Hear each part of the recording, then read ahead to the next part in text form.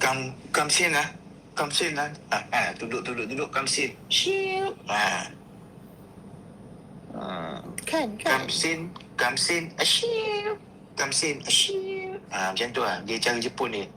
Jepun Kamsin lah. Dari ambil bawah sebab, baik ambil Salim masuk UMNO balik. Dia macam ni lah.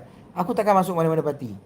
Aku lebih suka macam ni atas pagar. Bebas lah. Senang, bebas aku. Aku boleh kritik mana aku nak. Kalau korang harap aku masuk mana-mana parti, aku takkan masuk. Memang aku takkan masuk. So, saya minta maaf kepada rakyat Malaysia.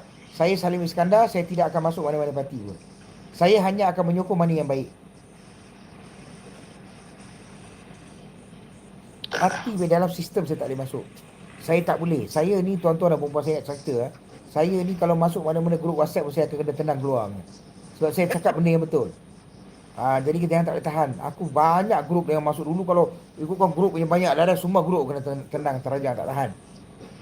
Aku tanya sikit je, kenapa PAS sesat? Kenapa PAS suka burik duit dengan derma? Itu je aku tanya, kena terajang balik. Maki aku. Bayangkan dalam grup WhatsApp aku tak boleh. Macam mana kalau duduk nak organisasi parti? Tak boleh.